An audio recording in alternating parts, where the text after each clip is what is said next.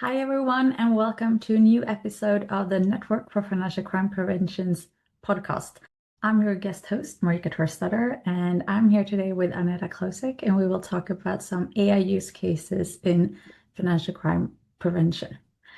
Before we get started, there are some house rules.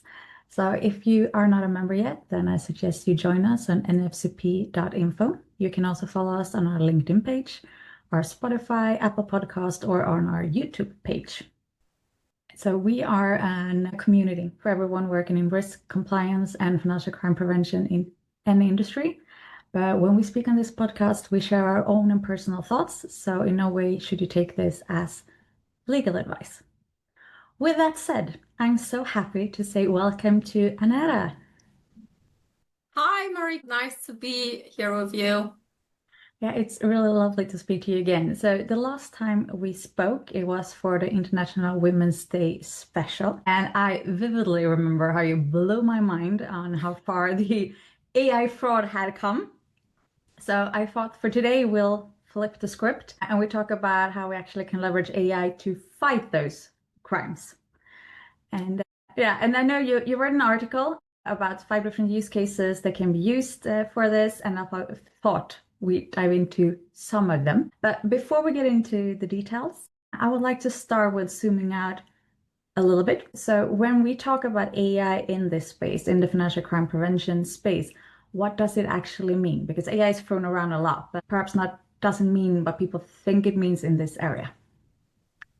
That's a very good question. So I think the question stems from the fact that I have visited lots of events and speak about the use of AI in the financial crime compliance space in the context of technology, processes and frameworks. And it's very interesting to observe that the most hesitation from institutions and organizations comes from the understanding of what AI is, how it's being used, and generally the level of understanding, basically, right? So when I speak to clients and when I speak to people in the community, what I hear often is that AI equals large language models, as in the typical ChatGPT, Claude, to name a few. And it's mostly used to enhance processes, as in manual processes like summary of text, or maybe at best producing policy documents or something like that, which is more of generic nature, but doesn't really go into the depth, right? So it blew my mind that actually AI is almost always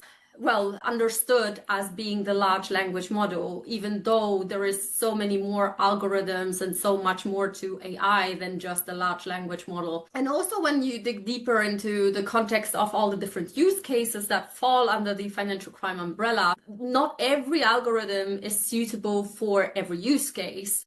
Likewise, not every algorithm can be applied on every use case because of its nature and what it's designed to do. So that's exactly where I wanted to step in and provide a little bit of a educational session today with you to kind of raise the awareness of all the different beautiful AI models that hopefully will enrich our lives in the financial crime compliance world. I think that's an awesome starting point for this conversation to help, broaden the understanding around this and talk about the algorithms, not just LLM models. And as you say, not all use cases is applicable for all cases and how we work with it. So we'll dive into a few of them. And I thought we would start with rating boosting. And in the article, you explain it as like the working horse of it all. So if you pop the hood on transaction monitoring, it's probably that you'll see, under there working. But let's just start with you explaining what it actually does. Yes, absolutely. Gradient boosting is an algorithm that is designed to identify patterns and help to support, for example, in the transaction monitoring context, the investigation process. So it's ideal for prioritizing alerts because it learns complex patterns across the customer behavior. It looks at the transaction history and it highlights the risk signals to reduce false positives, right? So it looks at historic data and it looks basically at contextual data to learn new elements. It is designed to continuously improve as new investigation outcomes are fed back into the model itself. So it exactly adapts and learns from new insights. And then it also is designed to capture non-linear risk patterns that rule-based systems typically miss. So rule-based systems, just as a kind of short discourse, are mostly designed by thresholds. You define rules that are rather rigid of nature. You don't revise them very often, whereas in comparison, AI models are more adaptable and learn from new insights and new intelligence that is fed back into them. And so tie on to that, what you're talking about maintaining and rule-based models, etc. This is also an algorithm you need to maintain properly, correct? Correct, yes. You need to maintain it. You need to govern it because you also need to make sure that with time it isn't fed, for example, with corrupt data or with incomplete data. Because of course, like every algorithm, there is also, well, I would say careful considerations in terms of how much control you should hand over to models, right?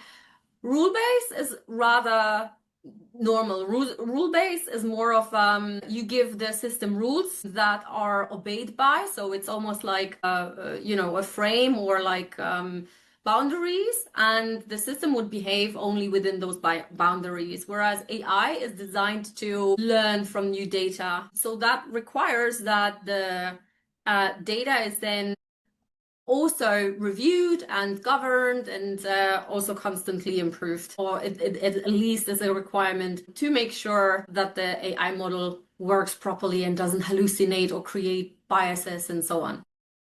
Yeah. And so to make sure I understood also correctly, this is a pretty good model for handling missing data and also the real-time aspect, which I know a lot of people are looking for these days, correct? Yes, that too. AI is indeed not specifically now the gradient boosting, but it's more about that the AI algorithm also applies techniques like recalculating scores or picking up on labels and triggers. And that all is then, of course, triggering the algorithm itself to adapt and to learn and to recalculate the scoring. So in principle, in the background is nothing else but the mathematic principle on a case, right? On a matter here. Yeah. Nothing else but a mathematical equation. Yeah, okay. I'm pretty easy to put it like that. But you talk about learning here and how the models learn. So I thought when we move on a little bit, not move on, but move forward in this discussion, I thought we could move to a different world, so to speak, a little bit, but the unsupervised learning, because that's the different from the ones we just had, right? And they need no labeled data for the training. But one example would be the k-means clustering. Could you explain a little bit more of that for us? Yes, absolutely. With k-means clustering, what it does is it groups customers with similar behavior. So it makes it easy to spot outliers like potential money mules operating outside their peer norm. What it does is that it enables dynamic segmentation instead of static customer risk categories, so to speak. It helps to surface hidden behavioral shifts that would normally not trigger the traditional rules, right? So again, it is all about context of the customer and its network and what it does with the data, that the data then corresponds with other data points, right? It is so powerful because risk is often relative. So for example, a transaction that might look normal globally, but might be completely abnormal within a customer's peer group. And that's where we talk about the hidden risk that shows up. But can also what could go wrong with a model like this is if you choose the wrong number of clusters, you either oversimplify or overcomplicate reality. Okay. Thank you so much for that one. I think for people to understand a little bit more, I really liked how you illustrated in your article. Could you give an example, like a real life example of how that would look like? So, for example, we have company ABC, and company ABC is very well known to make cash payments every day into their account, and is very known for operating and doing business because they are a rug seller, right? Rug, not drug, rug seller.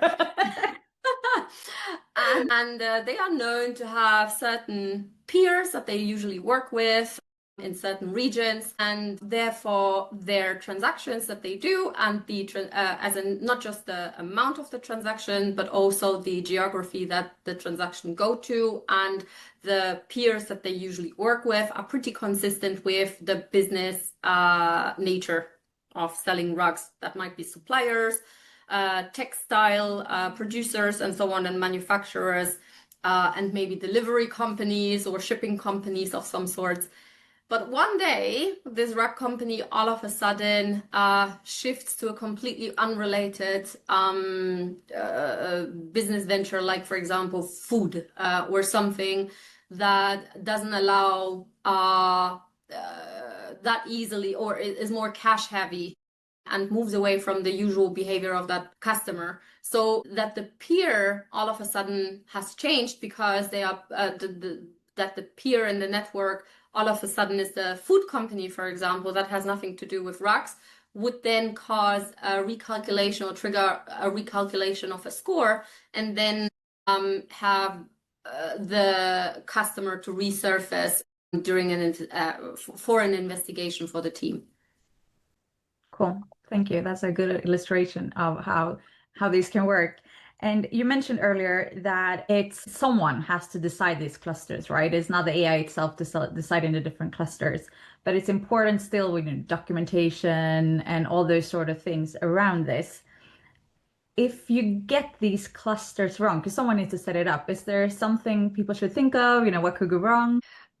So how it's normally done is that historic data is then being analyzed, and certain scenarios or certain types of analyzed risk from the past are being then used going forward to not only train the models, but also to basically provide those guide rails. So I do think that the controls need to be put in place by people, as in like the human in the loop that defines what does normal or not normal look like, but also based on data that is already available. Plus, of course, what happens, how do we define a deviation from that norm, and how much risk do we accept, or how much deviation we do accept. And this is all, or should be, documented, what these choices are in relation to that.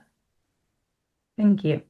So we talked about two different kind of use cases with AI, and I thought we move on to one more that's also slightly different, and that's regarding text. So from numbers to language, so to say. And we have a lot of unstructured text in compliance. It could be transaction descriptions or screening results, media articles, for example. And how do word embeddings help us? How does it work in these models? How does it understand text? Yes, so word embeddings is another one, and one of the best use cases for that would be, for example, name screening and adverse media analysis, especially where work with data on the data side, as in like on the matching data side, that is collected almost randomly from all of sorts of different sources, whether it's regulatory sources and news outlets and so on. We do deal with a lot of unstructured data. So what happens is then that our own unstructured data may clash with the unstructured data that it's supposed to screen or match against. What word embeddings do is that they improve the detection of true matches across different spellings and help the interpretation of the context in negative news to reduce these false alerts, especially in adverse media. During the analysis, what happens in traditional technology is that if your own data is already of poor nature, of poor quality, then you would ultimately face, of course, independence on how many geographies you deal with and so on. you would already face a high number of false alerts, right? False positives. And here, the word embeddings would help to reduce that because they do help to detect semantic similarity across all the languages and transliterations. That's often the nature when you do international business. And it helps also to differentiate the context, and it helps to reduce the noise from any irrelevant keyword matches that you may face. Cool. So I will ask for some example on different ones so people really understand what this is about. So for example, what fascinates me is the transliterated names. So for example, if you have a name in Russian or Greek or Persian and it's translated to Latin, it could be done in a lot of different ways, right? How does this model work with that? Yeah, very good question. So imagine you're screening a customer name, Mohammed Al Hassan. In different databases or articles, what would happen is the same name might appear as Mohammed Al Hassan, as in without the M dash, then it could appear as Mohammed Al Hassan and M dot Al minus Hassan, right? So very different, very similar, but yet very different in the context of what your algorithm would pick up, what traditional algorithms would pick up. A traditional system might treat all of these as different people because it wouldn't recognize that it is the same person as Muhammad al-Hassan. And it would treat them as a different person because the spelling doesn't match. And how traditional algorithms work is that they would look at the entire string. Now, word embeddings recognize that these variations are linguistically and contextually similar, so they would group them closely together and flag them as likely the same person or the same individual. Cool. I'll ask you one more to explain what this actually does. And that's when we talk about articles. Let's say they write an article that I'm not guilty of fraud or I'm charged with fraud. They both have fraud in the name, but it means very different things. So how does it handle that? Does it understand that difference? So,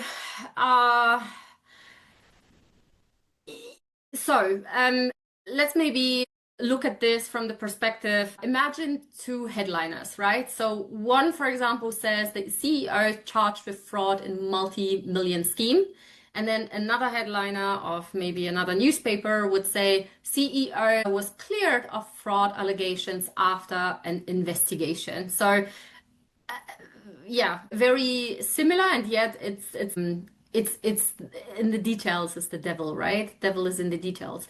So a traditional keyword system would flag both because it would only look at the keywords like fraud and scheme and whatever. But the word embeddings would look at the full context of the whole string and recognize the differences in the entire string, comparing those two. So in the first case, it would recognize that it's charged with, that it sits close to the word fraud, which is a strong negative signal. Whereas in the other example, it would look at charged, cleared off plus the word fraud, and it would recognize that as a strong signal for no risk. So with these things, we talk a lot of things that are very current in today, right? And one more that unfortunately seems very current now is the trade-based money laundering. And there we need to look at information in goods descriptions or invoicing or similar. And here is also a use case for this, right? Yes, indeed. Yes, absolutely. Even a very, very good use case for that. So would word embeddings in the context of trade compliance would detect unusual or inconsistent descriptions of goods, and it would do so across documents. Trade compliance is a very document-heavy business still by nature. And how it would do that is, for example, that when goods descriptions don't align with typical patterns or pricing narratives, it would flag them. Okay. So the pricing patterns that I'm referring to might be also things like, detecting under and over invoicing in that matter. Yeah. Okay. So we've been through a couple of use cases and dive into some examples of each of every one. So hopefully people follow along what it actually means when they hear it out there. I would start to wrap up this conversation, but doing so, I would like to zoom out a little bit because, as you mentioned in the beginning of our conversation, that people you see understanding being one part because it's a gap what can be done and what is being done currently in organizations within compliance. What is the biggest gap you think right now?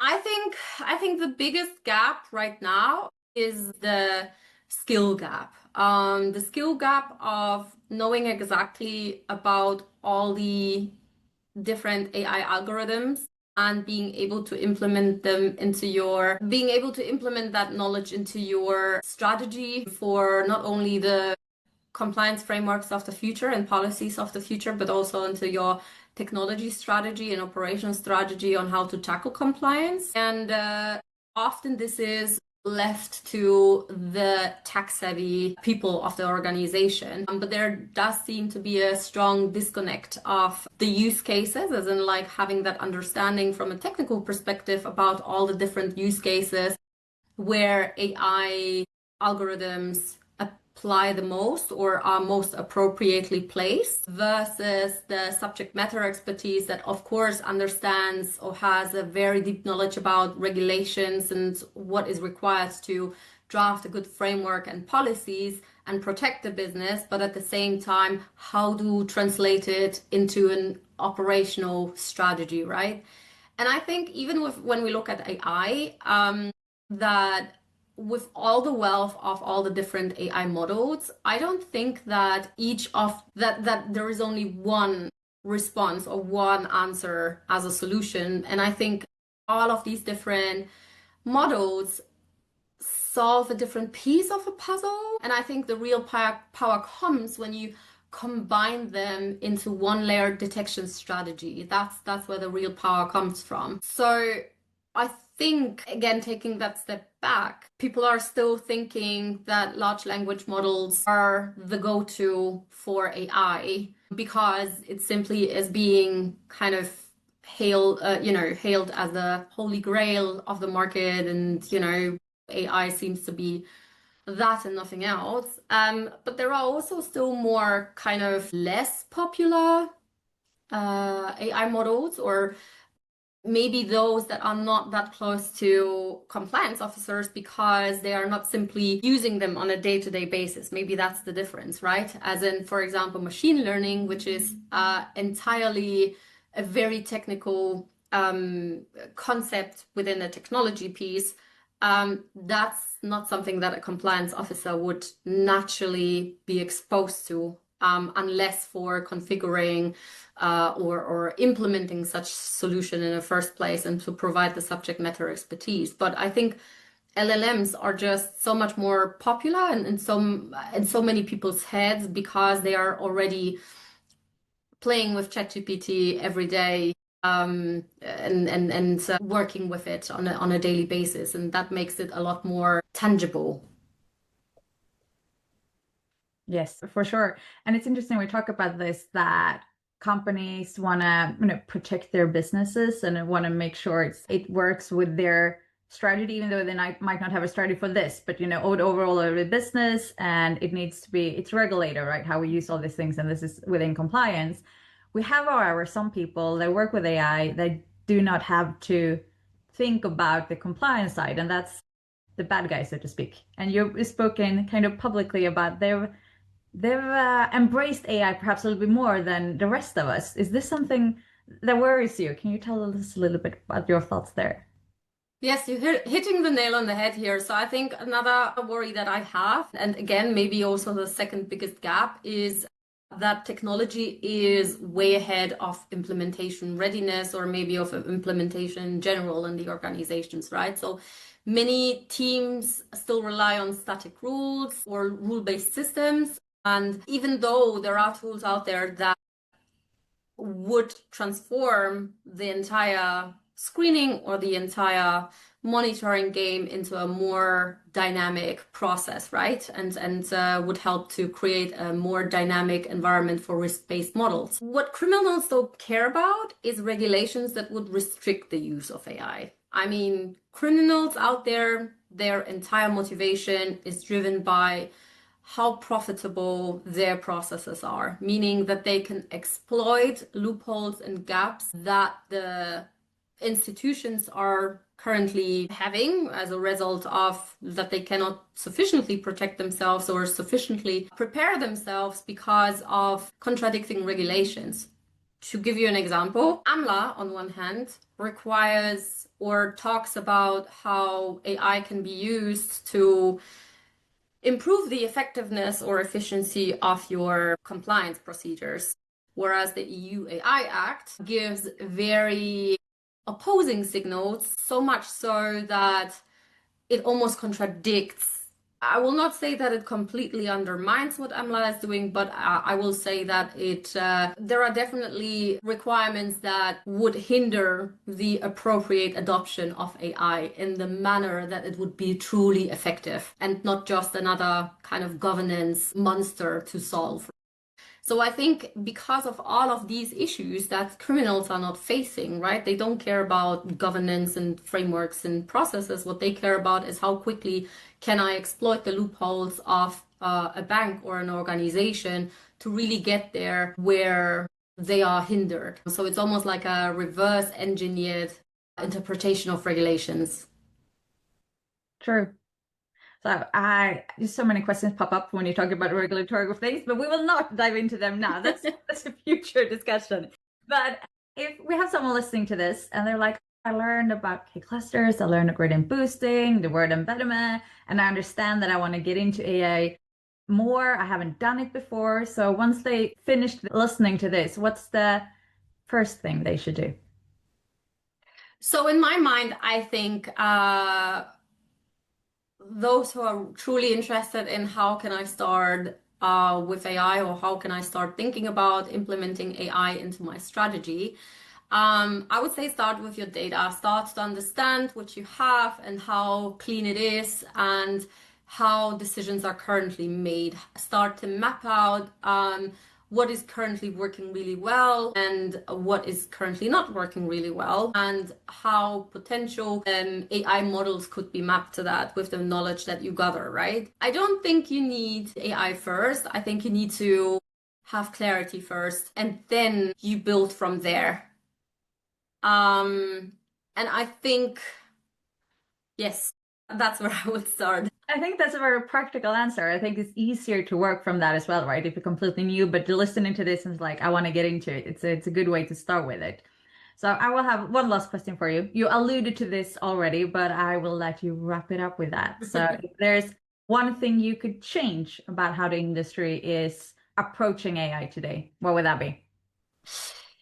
I would stop treating it as a side project. I would really look into it on how I can future-proof my business. And AI is definitely here and is not to disappear, in my opinion. I think it should be embedded in the decision making and into the long-term planning of your technology operations. And it should not be layered on top and treating it as an experiment, because I think that's what widely happens right now, or that's at least my observation. Maybe others may have a different observation here, but I do think that most are treating this as a pilot project with not real data and not real scenarios and so on. And that's exactly where the gaps come from, right? As in, pilots may fail because I don't treat them actually as a full real thing, but just as something that is here to stay only for a couple of months or 3 months. So stop, see it as a side project, and instead future-proof your business. Thank you so much, Aneta, for speaking to me today. As always, when I speak to you, I learn a lot. And I'm sure those listening also gain a lot of clarity around these different topics and what AI actually is in financial crime compliance. So thank you. Thank you very much. Pleasure to be here. And for those of you listening and getting curious about other episodes we have, then I suggest you check out our Apple Podcast, Spotify, or our YouTube channel where you will find them. You can also join us on nfcp.info. Until next time.